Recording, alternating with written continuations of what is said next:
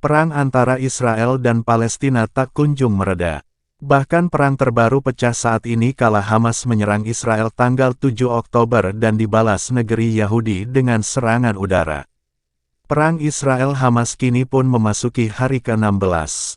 Ini merupakan perang paling mematikan di antara 5 perang di Gaza bagi kedua belah pihak.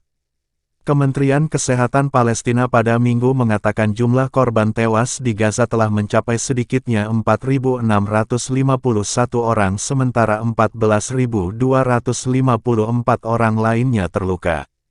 Kementerian juga mengatakan 93 warga Palestina pun tewas dalam kekerasan dan serangan Israel di wilayah Palestina lain, tepi barat. Israel sendiri mencatat dari 1.400 orang di Israel telah terbunuh, sebagian besar dalam serangan awal Hamas. Selain itu, 203 orang diyakini ditangkap oleh Hamas selama serangan tersebut dan dibawa ke Gaza. Namun sebenarnya, bagaimana konflik bisa terjadi? Berikut rangkuman sejarah dan bagaimana kronologi, dikutip CNBC Indonesia dari beragam sumber. Awal mula konflik. Konflik ini telah terjadi lebih dari 100 tahun. Tepat pada tanggal 2 November tahun 1917. Kala itu Menteri Luar Negeri Inggris saat itu, Arthur Balfour, menulis surat yang ditujukan kepada Lionel Walter Rothschild, seorang tokoh komunitas Yahudi Inggris. Surat tersebut memang singkat, hanya 67 kata namun isinya memberikan dampak terhadap Palestina yang masih terasa hingga saat ini. Surat tersebut mengikat pemerintah Inggris untuk mendirikan rumah nasional bagi orang-orang Yahudi di Palestina, dan memfasilitasi pencapaian tujuan ini. Surat tersebut dikenal dengan Deklarasi Balfour. Intinya, kekuatan Eropa menjanjikan gerakan Zionis sebuah negara di wilayah yang 90% penduduknya adalah penduduk asli Arab Palestina. Mandat Inggris dibentuk pada 1923 dan berlangsung hingga 1948. Selama periode tersebut, Inggris memfasilitasi migrasi massal orang Yahudi, di mana terjadi gelombang kedatangan yang cukup besar pasca gerakan Nazi di Eropa. Dalam gelombang migrasi ini, mereka menemui perlawanan dari warga Palestina. Warga Palestina khawatir dengan perubahan demografi negara mereka dan penyitaan tanah mereka oleh Inggris untuk diserahkan kepada pemukim Yahudi. Kekerasan yang meningkatnya ketegangan akhirnya menyebabkan pemberontakan Arab. Ini berlangsung dari tahun 1936 hingga 1939. Pada April tahun 1936, Komite Nasional Arab yang baru dibentuk meminta warga Palestina untuk melancarkan pemogokan umum. Ini menahan pembayaran pajak dan memboikot produk-produk Yahudi untuk memprotes kolonialisme Inggris dan meningkatnya imigrasi Yahudi. Pemogokan selama 6 bulan tersebut ditindas secara brutal oleh Inggris, yang melancarkan kampanye penangkapan massal dan melakukan penghancuran rumah. Hal itu menjadi sebuah praktik yang terus diterapkan Israel terhadap warga Palestina hingga saat ini. Fase kedua pemberontakan dimulai pada akhir 1937. Ini dipimpin oleh Gerakan Perlawanan Petani Palestina, yang menargetkan kekuatan Inggris dan kolonialisme. Pada paruh kedua tahun 1939, Inggris telah mengerahkan 30.000 tentara di Palestina. Desa-desa dibom melalui udara, jam malam diberlakukan, rumah-rumah dihancurkan, dan penahanan administratif serta pembunuhan massal tersebar luas. Bersamaan dengan itu, Inggris berkolaborasi dengan komunitas pemukim Yahudi dan membentuk kelompok bersenjata dan pasukan kontra pemberontakan, yang terdiri dari para pejuang Yahudi bernama Pasukan Malam Khusus yang dipimpin Inggris.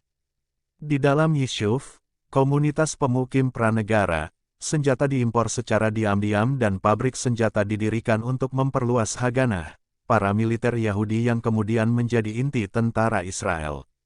Dalam 3 tahun pemberontakan tersebut, 5.000 warga Palestina terbunuh. Sebanyak 15.000 hingga 20.000 orang terluka dan 5.600 orang dipenjarakan. PBB turun. Pada 1947, populasi Yahudi telah membengkak menjadi 33% di Palestina, namun mereka hanya memiliki 6% lahan. Perserikatan Bangsa-Bangsa PBB kemudian mengadopsi Resolusi 181, yang menyerukan pembagian Palestina menjadi negara-negara Arab dan Yahudi. Palestina menolak rencana tersebut karena rencana tersebut memberikan sekitar 56% wilayah Palestina kepada negara Yahudi, termasuk sebagian besar wilayah pesisir yang subur. Pada saat itu, warga Palestina memiliki 94% wilayah bersejarah dan mencakup 67% populasinya.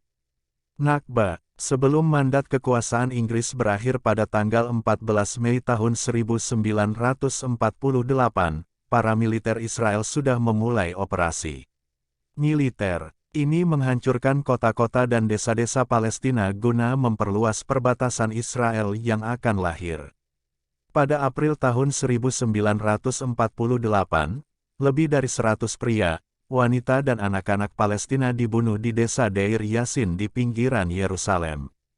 Hal ini menentukan jalannya operasi selanjutnya, dan dari tahun 1947 hingga 1949, lebih dari 500 desa, kota kecil dan besar di Palestina dihancurkan dalam apa yang oleh orang Palestina disebut sebagai Nakba, atau bencana, dalam bahasa Arab. Diperkirakan 15.000 warga Palestina terbunuh, termasuk dalam puluhan pembantaian. Insiden ini juga membuat gerakan Zionis menguasai 78% wilayah bersejarah Palestina. Sisanya yang sebesar 22% dibagi menjadi wilayah yang sekarang menjadi tepi barat yang diduduki dan jalur Gaza yang terkepung. Diperkirakan 750.000 warga Palestina terpaksa meninggalkan rumah mereka. Saat ini keturunan mereka hidup sebagai 6 juta pengungsi di 58 kamp pengungsi di seluruh Palestina dan di negara-negara tetangga seperti Lebanon, Suriah, Yordania dan Mesir. Pada tanggal 15 Mei tahun 1948, Israel mengumumkan pendiriannya. Keesokan harinya, Perang Arab-Israel pertama dimulai dan pertempuran berakhir pada Januari tahun 1949 setelah gencatan senjata antara Israel dan Mesir, Lebanon, Yordania, dan Suriah. Pada bulan Desember tahun 1948, Majelis Umum PBB mengeluarkan Resolusi 194. Ini menyerukan hak untuk kembali bagi pengungsi Palestina. Pasca Nakba, setidaknya 150.000 warga Palestina tetap tinggal di negara Israel yang baru dibentuk dan hidup di bawah pendudukan militer yang dikontrol ketat selama hampir 20 tahun sebelum mereka akhirnya diberikan kewarganegaraan Israel. Mesir mengambil alih jalur Gaza, dan pada tahun 1950, Yordania memulai pemerintahan administratifnya atas tepi barat. Lalu, pada tahun 1964, Organisasi Pembebasan Palestina (PLO) dibentuk, dan setahun kemudian, Partai Politik Fatah didirikan. Perang 6 hari. Pada tanggal 5 Juni tahun 1967, Israel menduduki sisa wilayah bersejarah Palestina, termasuk jalur Gaza, tepi barat, Yerusalem Timur, dataran tinggi Golan Suriah, dan semenanjung Sinai Mesir selama Perang 6 hari melawan koalisi tentara Arab. Bagi sebagian warga Palestina, hal ini menyebabkan perpindahan paksa kedua atau Naksa, yang berarti kemunduran dalam bahasa Arab. Pada Desember tahun 1967, Front Populer Marxis-Leninis untuk Pembebasan Palestina dibentuk. Selama dekade berikutnya, serangkaian serangan dan pembajakan pesawat oleh kelompok sayap kiri menarik perhatian dunia terhadap penderitaan rakyat Palestina. Pembangunan pemukiman dimulai di tepi barat dan jalur Gaza yang diduduki. Sistem dua tingkat diciptakan di mana pemukim Yahudi diberikan semua hak dan keistimewaan sebagai warga negara Israel sedangkan warga Palestina harus hidup di bawah pendudukan militer yang mendiskriminasi mereka dan melarang segala bentuk ekspresi politik atau sipil. Intifada pertama. Intifada atau yang berarti perlawanan dalam bahasa Arab dilakukan Palestina pertama kali di jalur Gaza pada Desember tahun 1987. Ini terjadi setelah 4 warga Palestina tewas ketika sebuah truk Israel bertabrakan dengan 2 van yang membawa pekerja Palestina. Protes menyebar dengan cepat ke tepi barat dengan pemuda Palestina melemparkan batu ke tank dan tentara Israel. Hal ini juga menyebabkan berdirinya gerakan Hamas, sebuah cabang dari Ikhwanul Muslimin yang terlibat dalam perlawanan bersenjata melawan pendudukan Israel. Respons keras tentara Israel dirangkum dalam kebijakan patah tulang mereka, yang dianjurkan oleh Menteri Pertahanan saat itu, Yitzhak Rabin. Aksi ini mencakup pembunuhan mendadak, penutupan universitas, deportasi aktivis, dan penghancuran rumah. Intifada terutama dilakukan oleh kaum muda dan diarahkan oleh Kepemimpinan Nasional Terpadu Pemberontakan, sebuah koalisi faksi politik Palestina yang berkomitmen untuk mengakhiri pendudukan Israel dan membangun kemerdekaan Palestina.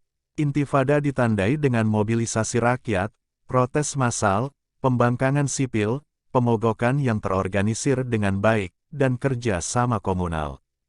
Menurut Organisasi Hak Asasi Manusia Israel B'Tselem, 1070 warga Palestina dibunuh oleh pasukan Israel selama intifada, termasuk 237 anak-anak. Lebih dari 175.000 warga Palestina ditangkap.